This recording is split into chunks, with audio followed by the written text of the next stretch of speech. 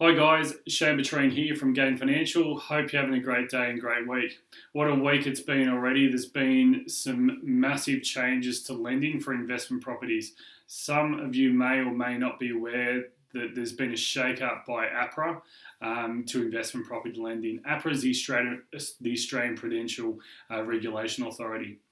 So to give you some background, at the end of 2014, APRA put a message out stating that they wanted to see a slowdown in investment lending growth from a current rate of 21%, and they wanted to bring that down to a rate of 10%. So this was driven by the property boom in Sydney and Melbourne. To do this, they wanted to see banks really tighten their policies in the way that they wanted to have a look at the way that banks assessed borrowers' ability to service their loans as well. With this in mind, I said before, the last week there's been some massive changes in investment lending with the banks in Australia. At this stage, we've not seen all lenders come out with what they're going to be doing, but I assure you that they will over the coming days and weeks. So what changes have been made to lenders' policies, and how is that going to affect property investors moving forward? So not all lenders have made the same changes, as policies have been changed based on what percentage of their overall lending portfolio is owner-occupied investors. So you will see that some lenders with a large investor portfolio make the biggest changes. So some of the key changes that will have the biggest impact on investors are the loan-to-value ratios have been reduced. So what does that mean? Meaning some lenders, instead of requiring a 5% deposit, you may require a 20% or even more deposit to purchase a property.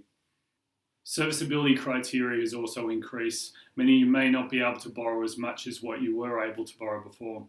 There are even some lenders that don't even lend for investment properties at all. A lot of lenders also have removed the ability to discount interest rates on investment loans as well. Increased interest rates have also been increased for investment loans by more than 0.25% with some lenders. So what you're going to find is your owner-occupied home loan compared to your investment property home loan, where you saw before that they were at the same rate, you'll find that your owner-occupied home loan will be a lot cheaper than what your investment home loan is going to be as well. So some lenders also no longer use 100% of rental income towards your ability to service your loan as well.